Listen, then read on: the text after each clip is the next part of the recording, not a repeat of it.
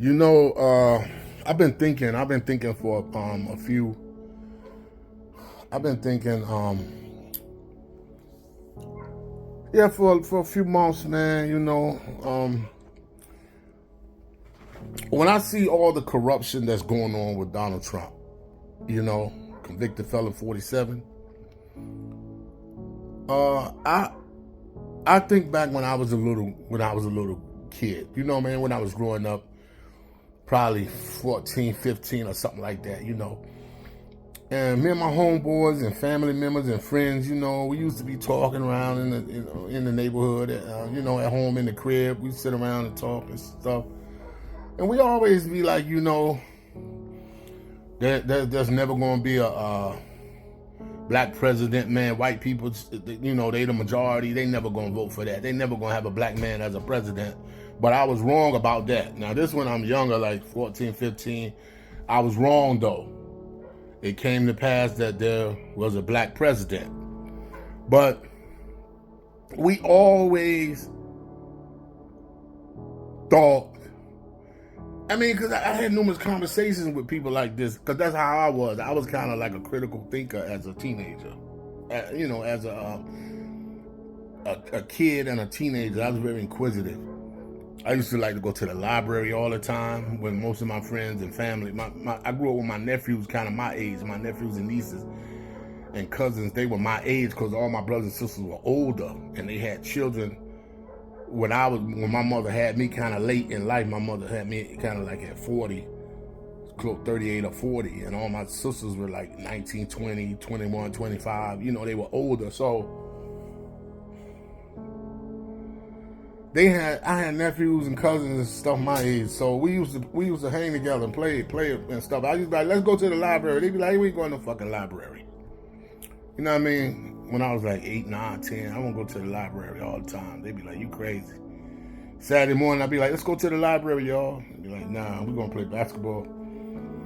Anyway, though, that was back in the 70s and early 80s.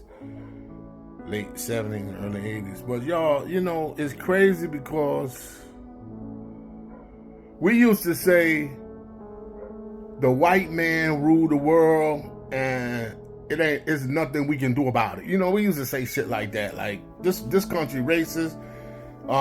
White people gonna have everything, you know what I'm saying? We can't do nothing about that, so I ain't gonna worry about it. That was my thinking growing up as a teenager, as a black male.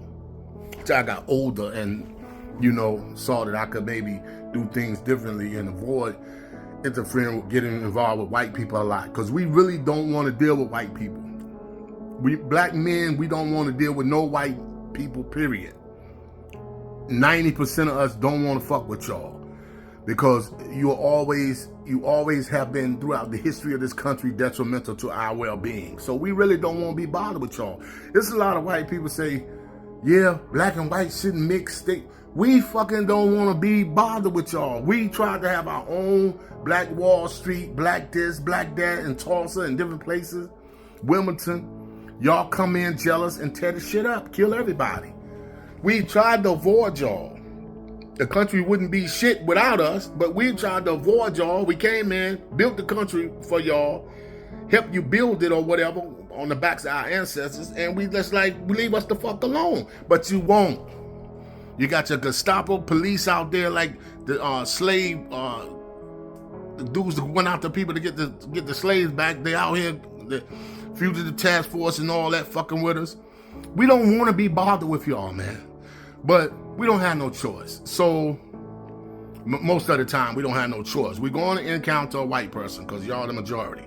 But the thing that made me go back to thinking when I was little and young is Donald Trump being elected in the office.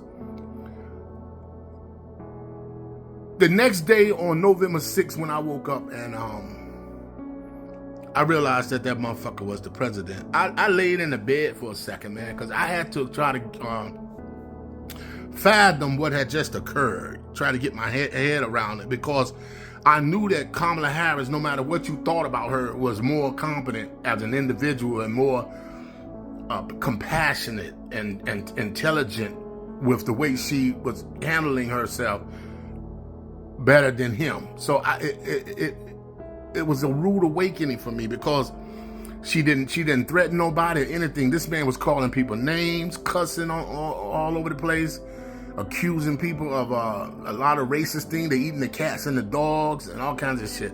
So it was just like, what the fuck has just happened in this country? But you know what really made me now at this point say fuck it?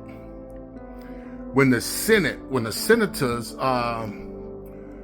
nominated all his people who were unqualified to be in these positions, like the Homeland Security, the FBI, the Attorney General. When these people got approved, I said, yeah, we done. This a white, powerful white man's world. And powerful white men, for the most part, will always rule this world. Well, rule this country. I know that for a fact. They will rule this country.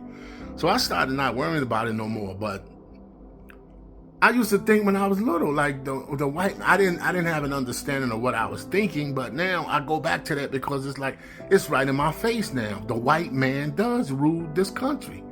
And he always going to rule it, because he's going to rig it, the laws and the rules, to in a way that is going to manifest whatever he has as an agenda. So this is just something that I just sat back and thought about. Like, this is crazy, man, that you got these white people think that they voted for Donald Trump because they really feel like black people are getting more than them.